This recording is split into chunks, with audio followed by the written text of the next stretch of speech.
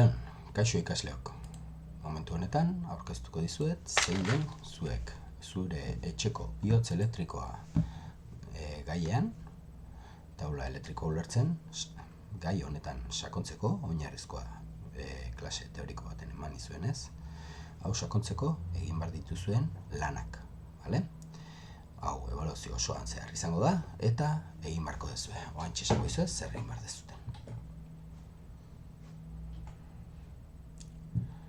Zer da taula elektrikoa, hau azaldu nizuen aurrekoan, eta orain egin beharko dezutena da, bilatu etxetako kuadro elektrikoan bete behar den araua eta iezadazu mezu batean atxikirik. De acuerdo? Hau ikusita, taula elektrikoa zein dan, zer dan badakigu, zer egiten duen badakigu, oain, bete behar dan arau internazionala, etxe guztietarako bete behar dan arau internazionala da nahi dut internetan bilatzea eta mezu bidez bidaltzea. Vale.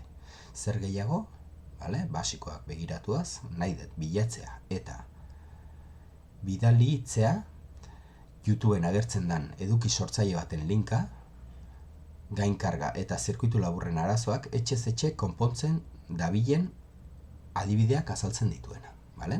Pista bezala ematen dizuet, bi bidaltzea eskertuko dizuet, ze bat izango da Domo Elektra, oso ondo dago, eta bilatu zezue, horrelakoak etxez etxe juten dira, arazo elektrikoak konpontzen, eta soluzionatzen dituzte, eta hori dena ertartekoa oso ondo azaltzen dute.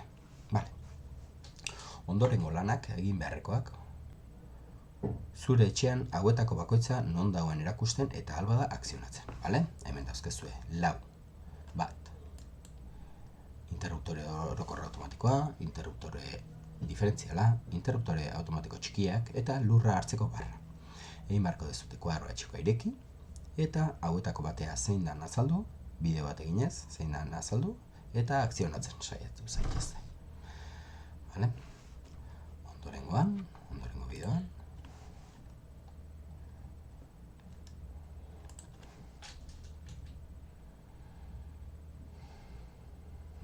Ikusten dezute hor dagoen argazkia.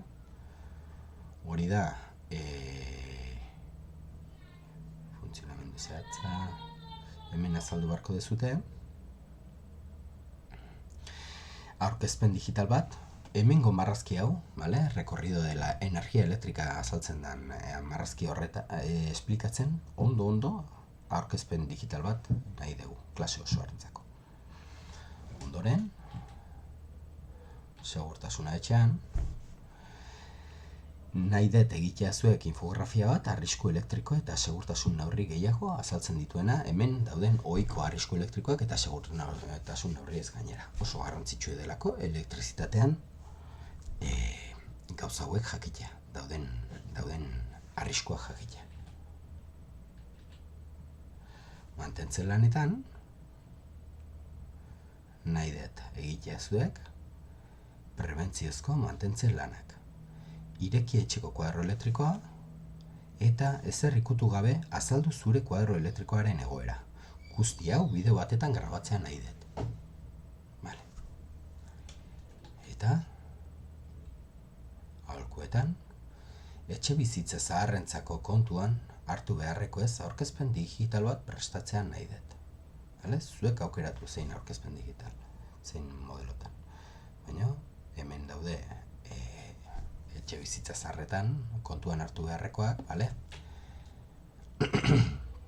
aholkuak eta praktika egokietan, eta nahi dut zuek ere, etxean balin badukazute, eta berri balin badukazute ere berdin zait, etxe zaharra bihurtzen danen, zuen etxea, nahi dut jakitea, zein dian kontuan hartu beharko dituzuten gauzak instalazio elektrikoei buruz.